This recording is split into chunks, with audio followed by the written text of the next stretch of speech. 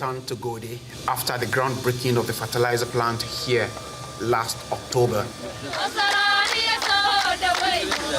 Not much may be standing physically on site, but a lot of intangible effort has been put in to scale up the initial $2.5 billion investment and expand beyond the planned annual 3 million metric tons projected at conception.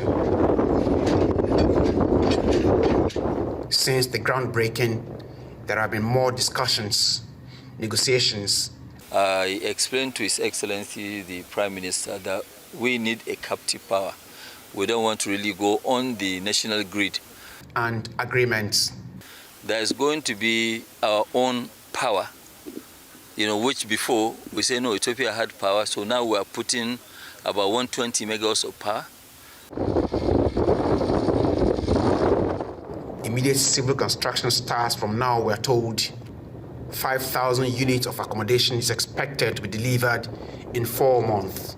This area that you see is a very hilly area, so we are going to flatten it. By the next 4 months, we'll have 5,000 accommodation here. That will be followed by more aggressive construction to speed up the delivery date of the main plant, which has now been cut down to 30 months, even with the expanded operational capacity. From today, this project will start production. Delivered will start production in 30 months from now. And we'll be doing 3 million tons of urea, fertilizer. We are also having a packaging plant, the polypropylene, where we are producing our own bags, so it's a very, very, we are going to transform the agricultural sector here in Ethiopia. We will, in addition to that, do a MPK plant, which will do about at least 2 million tons of cement. So MPK will be 2 million, urea will be 3 million. So it's a very big, massive Few months when we discussed, he promised to deliver in 14 months.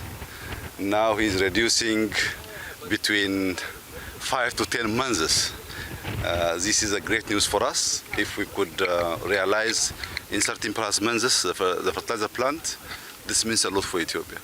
We can definitely realize our strategic vision on food security, not only for Ethiopia. We can also share food and other resources, including fertilizer, to our neighboring countries.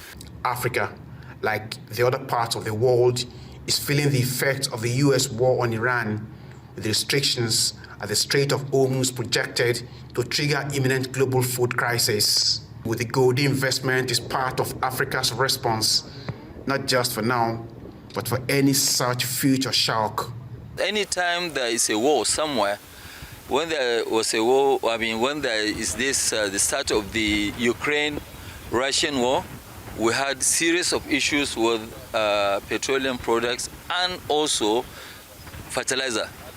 So what DANGOTE Group is trying to do is to now transform that agricultural side of it, which is now to take about from the 3 million tons we have today to 12 million. 12 million is going to put us the largest producer of urea in the world. When we came before a few months, we didn't expect to see what's happening today here. And this shows DANGOTE is a very trusted partner. With the planned expansion of the plant, the DANGOTE Group says its investment across sectors in the East African country has hit over $4 billion, with more plans still unfolding. Ethiopia actually is the second largest receiver of our own In fact, they are taking almost about 9% of our entire Africa-wide investment between now 2030. And it's going to also increase. We've been talking to His Excellency, the Prime Minister, to make sure that, okay, fine, what do we do different? Because this is a place that I believe any business person who is very serious about investment, Ethiopia is number one on our list. Well, Aliko Dangote is one of anchor investors in the world, and the one and the only in our continent. So we consider him as one of us. The second biggest investment of his company in Africa after Nigeria is in Ethiopia. He used to invest in cement plant. Now he's planning to invest in a sugar factory. Also, we are discussing on many other sectors. Our interest is to have him in many areas because he's delivering. As a government, we want to support him. We want to realize our common vision. It's a win-win for both of us. Mr. Prime Minister Ali is not just excited, he sees a future where Ethiopia knocks off Nigeria to top the charts in the Dangote Group's investments plan to set up blending plants of various types in at least 20 countries across the continent. The race is on. Tokumbo Oyetunji, Arise News, Gode, Ethiopia.